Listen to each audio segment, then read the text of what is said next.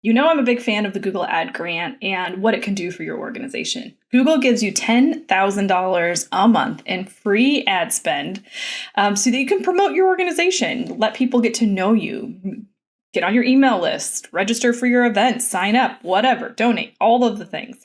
And so today I wanted to bring on Andrew Laws so that we could talk about some ways to think about what goes in those ads. How do we figure out what the ads are going to be about, where they should go, all of the good things. So that's what we're going to talk about today with regards to the Google Ad Grant. Andrew Laws founded Yeseo.io, an SEO agency, and has been battling SEO for over 25 years. When he's not in the office helping clients grow, he can be found in the studio or on stage making very loud noises. Andrew loves to talk about mindset, personal growth, business development, neurodiversity, and odd music. And he is so much fun on this episode. I know you're going to love it, but we're really diving deep into figuring out what to talk about and how to match that with who your audience is. So I think you're really going to get a lot of tips that can help you, even if you are not interested in the Google Ad Grant, even if you just want to kind of set up some things with your Google Analytics, see what's working, and see how you can better engage with your audience. This will be a helpful episode for you to listen to. Before we get into it, though, this episode is brought to you by the free resources that we have at The First Click. If you go to thefirstclick.net/resources, you'll be able to see a bunch of free downloadables that we have for everything from mindset to email marketing, social media, and beyond. You'll have tips for your website, tips for connecting with your donors, all of the good stuff.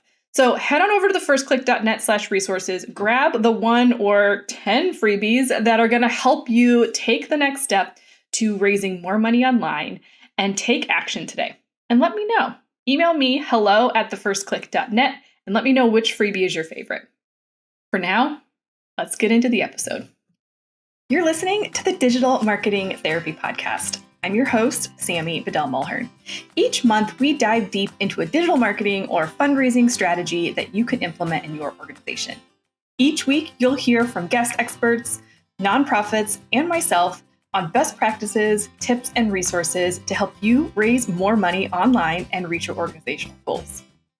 Hey friends, please join me in welcoming Andrew Laws to the podcast. Andrew, thanks for being here today. My absolute pleasure. Nice to meet you, and I'm looking forward to sharing some interesting information with you. Yeah, I love this. And this is a great topic, the Google Ad Grant, because oddly enough, a lot of nonprofits do not take advantage of it, which is bonkers in my mind. But before we kind of jump into some strategies, why are you a fan of Google Ads? Why do you think they're an important part of our marketing strategy? Speed, as much as anything else. My background is from SEO, or in SEO, which I've been doing for more than a quarter of a century. Obviously, anyone listening can't see that I look devilishly young despite my advanced years. But SEO. They can see SEO. You. They can see you on YouTube. Okay, well, that's blown that. So yeah, I've always been in SEO. I love SEO, but SEO is not something that you can move quickly with.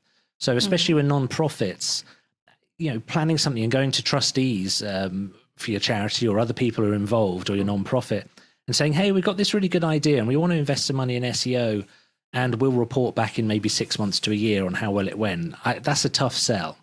With Google Ads, it's instant.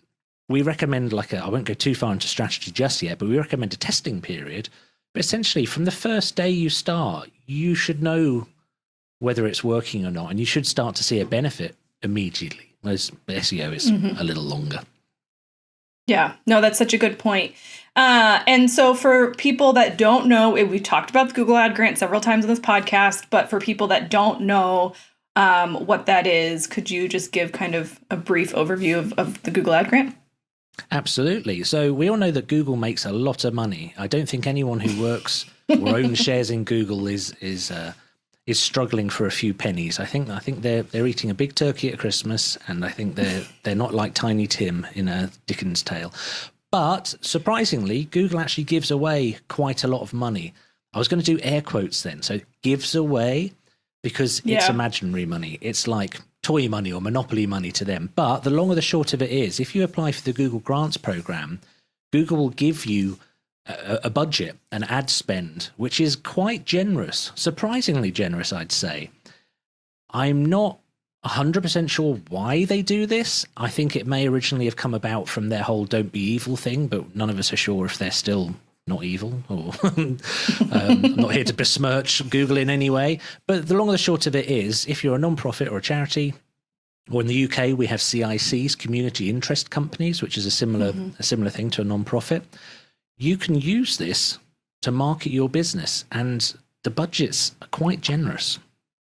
Yeah, in the US, it's $10,000 per month, up to $10,000 that you can spend. And I know I have clients that are using it and they average it out. There's months that they've spent over $10,000 and Google doesn't stop running their ads because it's still just kind of an average accumulation over time. So yeah, that's a lot of money. It is. Here in the UK, I've not seen it that high, but I've run past what the theoretical budgets were. And again, Google doesn't stop anything. It takes some reassuring with some people. I started working with a mental health charity. We do quite a lot of pro bono work here at my company. It's a part of our reason for existing. And they were very nervous about this because I was saying, look, we're going to run these campaigns that are going to spend theoretical thousands of pounds here in the UK. And they said, like, we're a bit worried about this. And what I convinced them in the end, the way that they were put at ease, is that when you set up Google Grants, you're not asked to put in any billing information. Whereas when you set up a standard Google Ads account, they want your billing information. And yeah, if you're not careful with standard Google Ads, you could probably bankrupt yourself within a few weeks if you don't know what you're doing. But the huge safety net with Google Grant is they don't have your payment details. Correct. That's true. Well, we're not going to get into the details today about how to go about setting up that account and how to go through that process. You can Google it. It's super easy to kind of figure that out.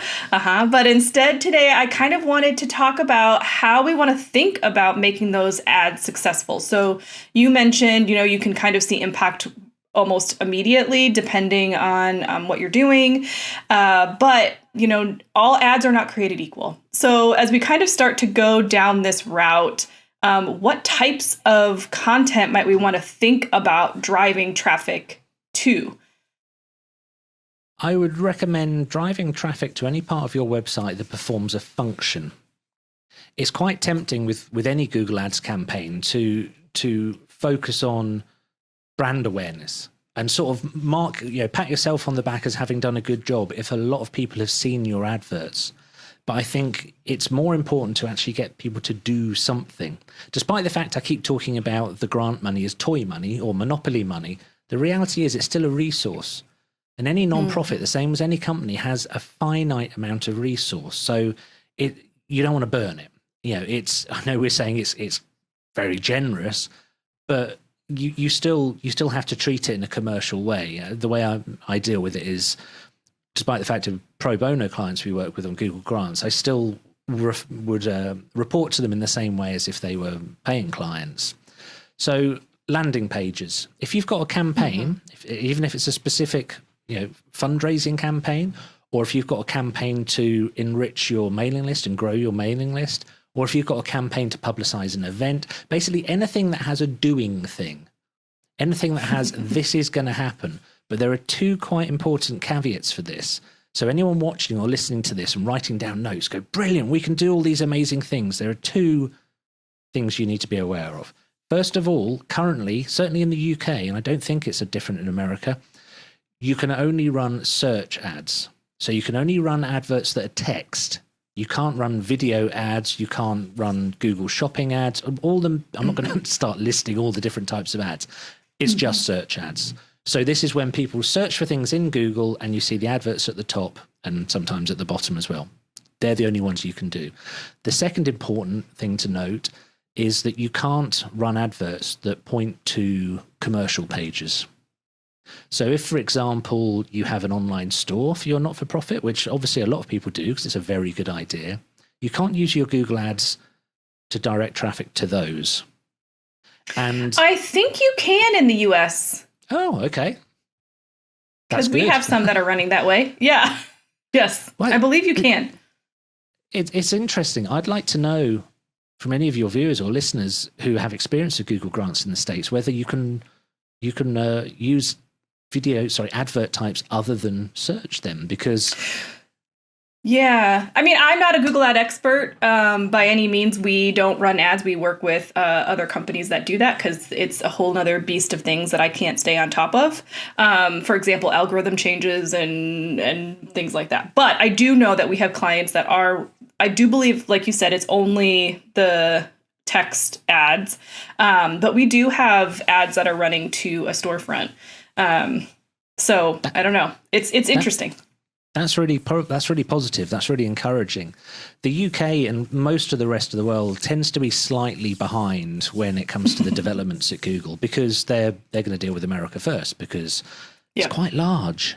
You know, Britain, the UK, we're quite small. We're just like a little bit that's floating off the coast of Europe. So we're not a primary focus by any means, but that's really encouraging, because that potentially changes the whole game. Whereas I'm talking about driving traffic to mailing lists or anything that gets people to commit to something, if you can drive them towards something where people can buy something, you can start to judge the success of your campaigns with a little bit more accuracy. And this is something that I always want to tell people about with Google Grants. Despite the fact it's toy money, you still can't just run an advert and hope for the best. Something we noticed early on was that if you get through the grants program, which I just want to say, we're not going to go into detail, but I was surprised how easy it is to apply for. It is very easy. It's very easy. So which is probably why we don't need to go into detail. But we spoke to a client who had got through the grant process, and they just made a few adverts and nothing was happening. You know, just literally they weren't getting any impressions. No one was seeing the adverts. No one was clicking through. And it's very difficult to get through to somebody at Google here in the UK. Again, it might be different in the States. To ask them why something isn't working. If you're paying them, if you're saying to Google, look, we've set a budget of $10,000 and we're a commercial organization and we can't figure out why the ads won't run. Do you know what? They tend to be quite keen to speak to you. Correct. Google Grants, understandably, perhaps there's not quite so much support. So we worked in conjunction with some other Google Ads agencies here, and we figured out it's because this person hadn't run the campaigns as if they were commercial campaigns. More specifically, they hadn't set up conversion measuring. Now, conversions is one of those words that gets thrown around an awful lot, but it comes down to when these people clicked, did they do what you wanted them to on the website? So that could be submit a form, or in your case, as you say, buy something, which is woohoo, that's brilliant. Or join a mailing list. Did they do something? You've got to be able to measure that, because Google, at the same time as they're giving away an incredible amount of toy money, they also don't want to lower the quality of their own ad platform. Right. So if you imagine there's mom and pop stores or larger businesses spending a lot of money by running very carefully crafted campaigns that measure absolutely everything and are constantly being tweaked, allowing a lot of people to just pour rubbish over that in kind of a, what's the saying, like throwing spaghetti at a wall and seeing what sticks? Is that the phrase? Yeah. It's going to lower the overall quality of the ad platform. All those millions of websites that have little Google ads on displayed on them and all the search results, it's going to make them less good. I was going to say less gooder, but I don't think that's a technical term. I don't think that is a technical term, but that's okay. We'll accept it here. Well, and I believe at the time of this recording, and I think it's been this way for quite some time, you have to have a 5% conversion click-through, or a 5% click-through rate, to be able to continue to run ads. And it is higher than your commercial partners, but again, to your point, if you're not getting that click-through rate, you're not making any use of your ads anyway. So it's really just to kind of help you be more successful. And then the other piece that I want to just make sure we mention with regards to that as well is, as you're talking about these conversions, because I think that's super important before we even start running ads. I'm glad you brought that up. Is you can, even if you're not running Google Ads, you can set up those conversions in your analytics, and should be setting up some of those conversions and tracking things in general. So even if you're just listening to this and you're like, well, I'm not ready to run Google Ads, you can still start tracking some of those conversions now and then be able to see how those ads can kind of expand and multiply quickly. But it's a good way to test before you even get started. It really is. And despite all the consternation globally, when Google retired the old version of Google Analytics, UA, Universal Analytics, and switched everybody kicking and screaming over to GA4, the current version, it's pretty good. And it's getting better, almost month by month at the moment. So whereas beforehand you may have had to hire a developer, or at least have some, a tame developer that you could bring in with a packet of candy or something to get them to set up your conversions, Google's getting quite good at kind of guessing them for you. The obvious reason in my mind is that they have their little bit of code running on so many websites. They kind of know how WordPress works. They kind of know how Shopify works. They don't have to be led to it quite as much. Yeah. So you might find, if you're watching or listening to this and you've got Google Analytics set up, and other platforms are available, but frankly, everyone uses Google Analytics, you might be pleasantly surprised if you go and have a look at it and you've not looked at it for a while, that it's actually getting a lot more understandable. And some of the terminology might be a little bit confusing, but it's getting better. It's getting better all the time, to quote Beatles, was it? Yeah. No, it's much more user-friendly, I think, for the person who is not in either an analytical mind. It's much more, it's easier to digest, I guess, is what I'm trying to say, which is helpful. And it should be used as a tool to measure what you're doing. Because again, you don't want to spend time, even if you're using Monopoly money, you don't want to spend time running ads if it's still your time or a consultant that you're using to do this work. You want to make sure that it's doing something for you. Well, absolutely, because the cause that you represent, if you're a 1 or 2 person not-for-profit, or whether you're a large organization, your mission is likely to be to support a group of people or a cause, to support a cause. And we all want to do the best for these causes. So this is just how you do it. Shall I give some real basics on how we can start this without going into anything mega technical? Yeah, well, and that's what I was going to ask you real quick, too, because I was going to say, I think one thing that nonprofits really struggle with is how we talk about what we do versus how other people interpret or talk about or would want to find us. So if we kind of have already started with, we know these are the conversions, or we know this is the action we want people to take, we know these are the landing pages that we want to drive people to, how do we actually craft that language in the Google ad, or how do we find the research for what people are looking for so we can kind of match those two things together? Absolutely. Anyone who understands their cause will understand the people who want to be a part of that cause or donate. The danger there is, especially in a large country like America, everyone uses a different set of language in every different part of America. And I say I live in a tiny little island, but even the next county over from ours will call things different to us, or the next town. So you can be in danger of just using the language that you understand. So I'm going to talk about an example that was for a commercial client of ours who makes hot sauces. I was just looking over because I did have some on the shelf next to me. They make hot sauces, and when they first contacted us, they said, "Right, we make hot sauces. We want people to buy our hot sauces."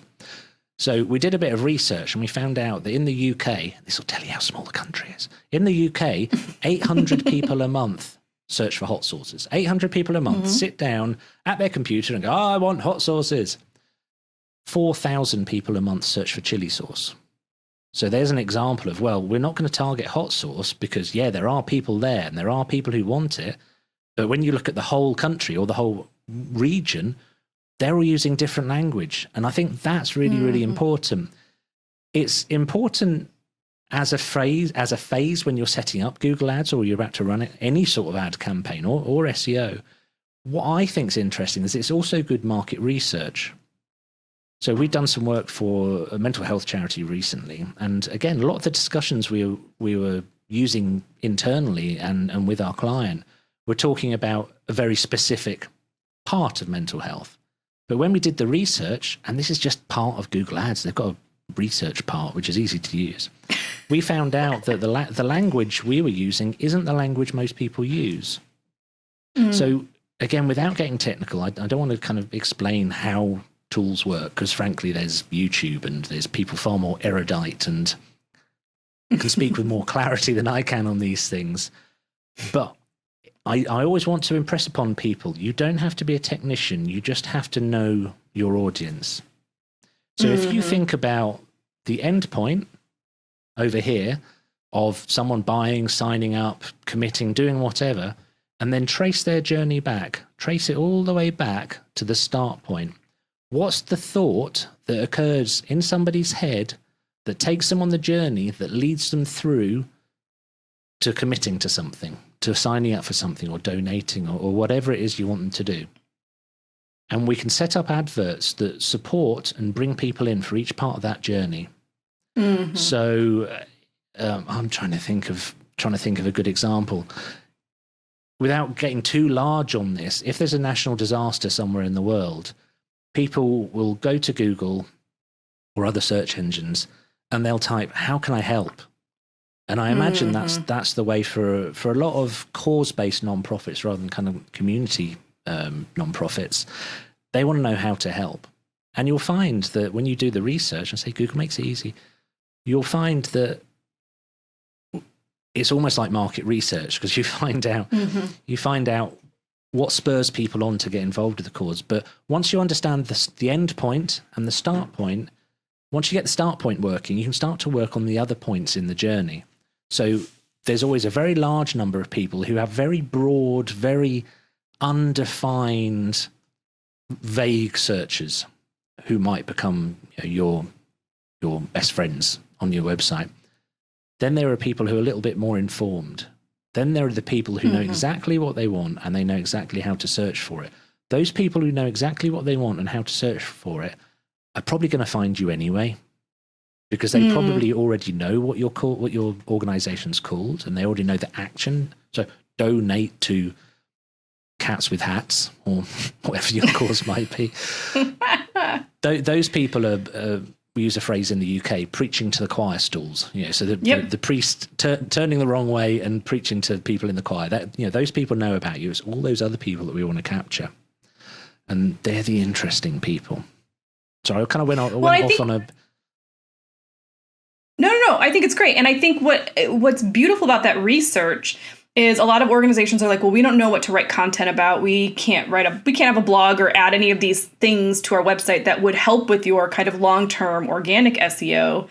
If you're saying, well, these are the terms that we know people are searching for that are going to pull them in so that we can continue to take them on this journey, you're kind of really doing the work once, but making the best of it twice. Because now you can write content that's going to help that you might not have done in general, introductory things, talking more maybe about the cause in general, not just about how you kind of support that. But now you're helping because you can run ads to that content to get things quicker, but you're going to have good SEO search for that content also on the organic side. It would be unkind to call it accidental SEO, but it kind of is. It's the glorious thing about SEO, and I'm not going to dwell on SEO, it's just my pet subject. The glorious thing about SEO is if you have a brilliant organization that understands its audience and the people it supports or the causes it supports really, really well, and you're passionate about writing about it and becoming an authority and being the most helpful resource on the web about that topic, you don't need SEO. SEO is not a framework for conjuring nonsense. It can only amplify brilliance. So do your keyword research for your Google grants, for your Google ads, and you'll be accidentally helping your website kind of rank, especially if Google sees people coming to it. Because another thing that I think can get forgotten is if you're working with a non-profit, if you struck through to the heart of one visitor and really made an impression on them, they're probably not going to keep that to themselves. So if for every one person you capture through Google Ads who goes, do you know what, I'm so glad this organization exists. It aligns with my goals in life. I'm so pleased I want to support it. You know what? They will know other people who are, share beliefs with them. We all kind of live in bubbles a little bit. So for every one person you capture through your website, you could capture 10, 15, 20, who knows? If somebody's religious, if they go to church, you connect with them. they go to a church as a congregation of 200 or 300. See, I'm thinking of medieval churches in the UK, which are quite small. Then potentially you've reached a whole lot of people. So it's absolutely key, and it's free. It's free. It's free. Okay, so what might be some mistakes? You already mentioned kind of one earlier, it's not a set it and forget it kind of situation. So what other kind of simple mistakes do people make at kind of the beginning stages when they're getting started with taking advantage of Google Ads? The biggest mistake you can make, apart from not doing research, but hey, we've talked that through. Everyone who's listening and watching this has now got a pad full of notes and they are armed and ready to go. The second biggest mistake you can make is not to use any variations. Bearing in mind that Google is a money-making machine, they always want to use whatever language or whatever advert works the best. In commercial terms, outside of Google Grants, that's what makes them enough money to buy that big Christmas turkey and all that stuff. So when you set up your adverts, don't set up one variation of the advert. Set up a bunch. I'm not going to say exactly how many, because the reality is the more the better. If you set up maybe 5 variations, and they can be quite small variations, your headlines, just make small variations. If you set up 5 adverts, Google will automatically show the advert that performs the best. So not doing that is a mistake. You should constantly be iterating, whether it's the keywords that you're targeting, the audience that you're targeting, the words you're using, the how tense or loose the words in your adverts are, how abrupt, how cuddly. There's lots and lots of variations. And because we're talking about reaching a wider audience, so any advertising is to reach a larger number of people. The larger the number of the people is, the more kind of amorphous, the more changing they are as well. So, for example, in the run-up to Thanksgiving, I'm going to use I'll be a real silly Englishman here, trying to think of an American kind of example. In the run-up to Thanksgiving or Halloween, then your adverts for pumpkins are probably going to get quite a lot of traffic. In February, not so much so. But also, with the thing that really fascinates me about not-for-profits and charities is that the public awareness of them fluctuates as well. So if you're not constantly changing and testing and measuring your adverts, for one thing, Google's going to show them to less people because they don't think you're taking your responsibility as a Google Grants person, your organization, serious enough. But also, you're just going to miss the crest of the wave. You're going to miss the best opportunities. So mistake number 1, doing no research. Mistake number 2, not using variations. Well, I think with AI, it makes creating those variations quick and easy. If you have your copy and you've written an ad in your voice, because you obviously want to test that as a variation as well, it's really easy to throw it into AI and say, okay, rewrite this as some of the different examples that you mentioned. Can I give you a bonus tip for that? Because I'm absolutely on board with that. And the Google Ads platform is going to get better at this, but they'll never know as much about your target audience as you do. Mm-hmm. A tip that we give our clients, or anyone who listen, really, I don't walk the street shouting it out, but anyone who'll listen to us, is if you know your ideal client avatar, is what we call it in commercial terms. If you know your target audience and you can write that out, and you can get help from AI, so ChatGPT or any of the AI chat tools with this. If you identify, well, they're about this age, they're about this demographic. These are the things they're interested in. Here's their hopes and fears. Here's what motivates them to make change, and really flesh that out as much as you can in really, really simple terms. You can just keep that in your notes, or I'm not going to go into detail. You keep it in your notes and drop that into your AI first, your ChatGPT or whatever. So we've just had a power cut here. Can you still see me? Uh-oh. Oh, okay. Okay, that was you went dark, but nope, it's all good. It wasn't to emphasize a point or anything. But yeah, so instead of just saying, here's my headline, give me 5 variations, because all chat is a beigeness, it's an amalgamation of lots of other things. It will just give you the lowest common denominator. It'll just give you the least interesting thing. Whereas if you say, I'm writing Google Ads, here's my headline, here's all the details about my target audience, give me variations, you will get a far better result. And that goes for not just your headline, obviously any part of your advert, you'll get a better result. It's like a help me help you kind of situation.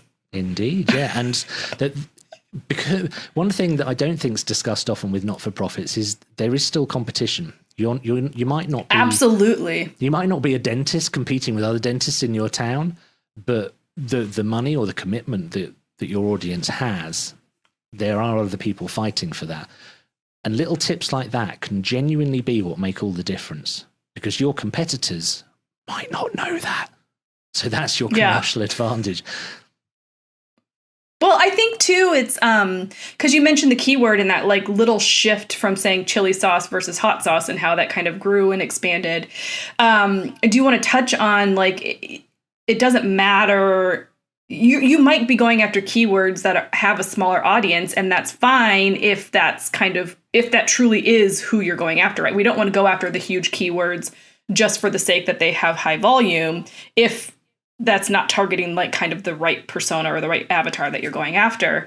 So there's a balance there, but also to your point, yes, you are in competition, and especially with Google Ads, because you aren't controlling the geography of who you're reaching out to necessarily. And so you will be competing with people that are doing similar work to you. I mean, if you're a humane society, for example, and you're running Google Ads, you're going to be competing with all the other humane societies for some of those keywords. So having that language that speaks more specifically to your people is what's going to help with that, like you said, the reverse engineering and getting them to take that end step that you want them to take.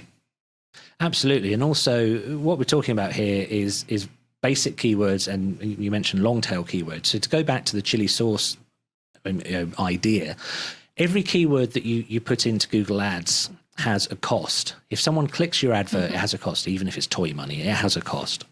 So with sauce, if you ran a campaign that just targeted the word sauce, it's going to be really expensive because you're up against Heinz, you're up against who knows what, many things. Whereas if you say chili sauce, you're up against a smaller number of people. If you say habanero sauce, you're up even smaller amount of competition. And if you then said vegan habanero chili sauce, you found your niche. And that's where the magic is. There may only be a tenth of the number of people actually searching for that, but the number of those people who will convert will be higher. So earlier you mentioned click-through rate, CTR, and with Google Runs, it has to stay above 0.5. So if you keep your keywords too broad, then that's going to be more of a challenge, because those people who see your advert, it won't mean anything to them. They won't care.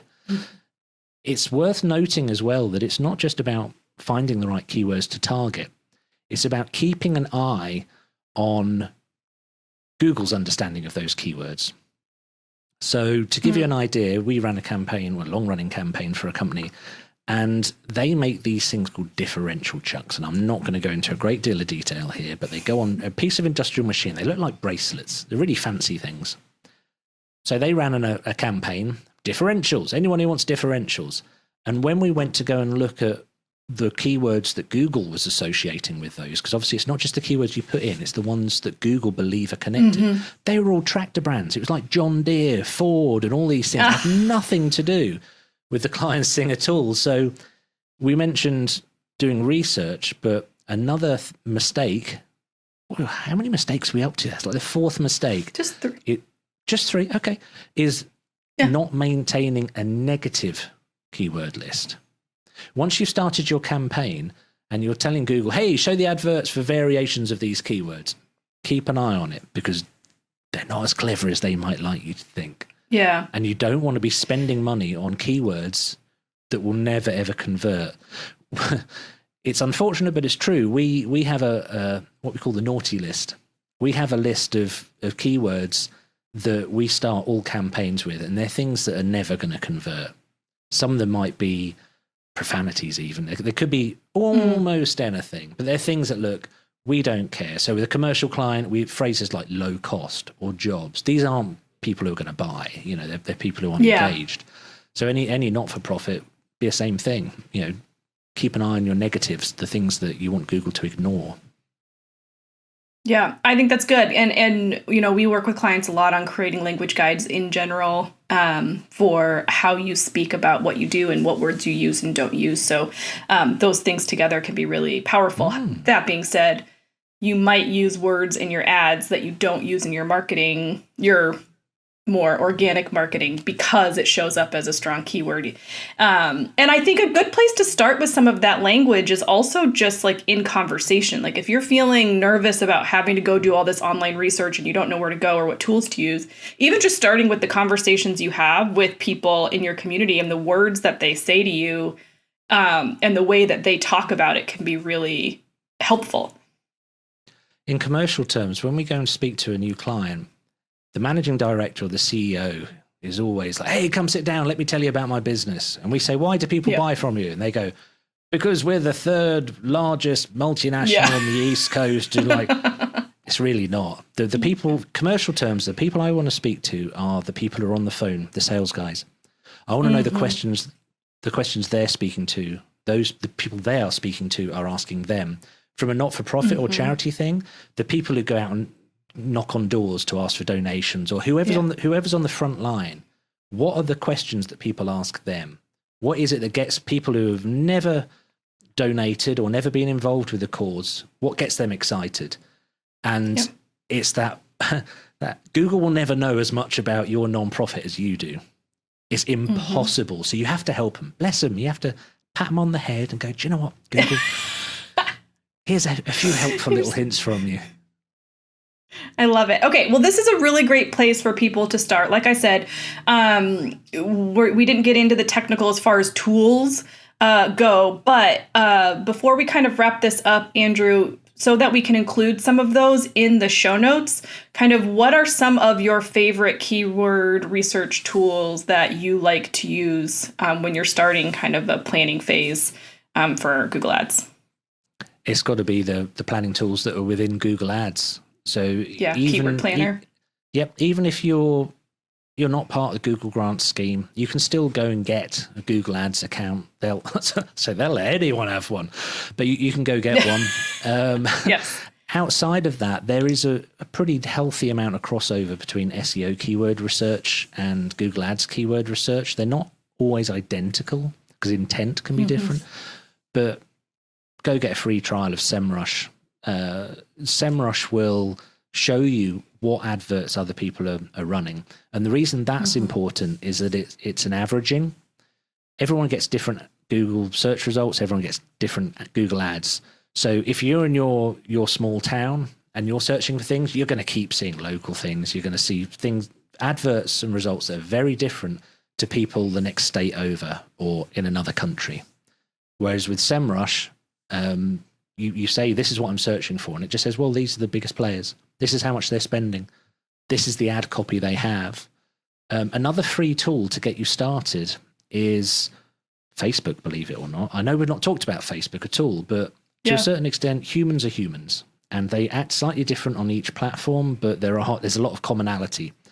And one of the things we like to do is, if we're going to work with a client, we go and look at their competitors on Facebook.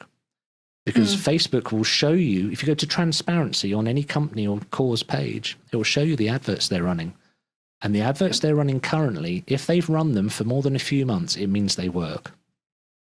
So you can start that off as a bit of research for free. Free SEMrush account or free trial, free Google Ads account, and just Facebook, which will hopefully always be free. Well, we'll see. Yeah, we all have our own opinions about that one. The other thing that I love to do too, if you're just getting started, is literally even in Google or YouTube, type in like the beginning of a keyword or the first word of a longer tail keyword and kind of see what else auto populates as far as like recommended search terms. Yeah, brilliant. it's one of the things that people often come to us on the SEO side and they say, oh, you SEO people are just saying write more content all the time. How am I supposed to know what to write about? And we tell them exactly what you just said. Start typing in what you do and Google's going to show you what other people search for. You don't need Google will tell you what loads of knowledge. You don't need tons of experience. Yep. You don't need to go a degree in maths. You don't need years of experience. Yeah. Having a passion and an understanding of your cause will get you further ahead than any degree, any university. Yep. I love that. Don't overthink it. Well, Andrew, this has been fantastic. And I think a great jumping off point for people that are wanting to take advantage of the Google Ad Grant. We will link up the episode. I can't remember what number it is, but we'll link it up in the show notes to the episode we did on the Google Ad Grant that was much more about setting up your account. And there's some things in it that are not current anymore because Google has changed the process, but you'll at least get a good overview. So we'll link that up in the show notes for you. But Andrew, if people want to connect with you, see what you're up to and learn more from you, how can they do that? Just go to yeseo.io. So YESEO.io. And the IO stands for input output, because with digital marketing, put good things in and good things will come out. I love that. Well, Andrew, thank you so much for being here today. I really appreciate your insights and wisdom. My absolute pleasure. I appreciate your time. This has been fun. Thank you. Big thank you again to Andrew for joining me today. You can find all of the resources and information that he shared in the show notes at thefirstclick.net/290. We'll have everything keyed up for you there. And if you want to check out the episode we did about the Google Ad Grant, you can find that at thefirstclick.net/88. Like I said, the process that we talk about as far as how to get into the grant is a little bit different now than when we recorded that a few years ago, but there's still a lot of really good, solid information in that episode as well. For now, make sure that you subscribe on YouTube or wherever you listen to episodes. And if you're on Apple Podcasts, leave me that review. Help me get in front of more nonprofits that are looking to raise more money online. Thank you so much for taking the time to listen to this episode. I can't wait to see what you do with your ads and how you use them to get more visibility for your organization. Thank you so much, and I'll see you in the next one.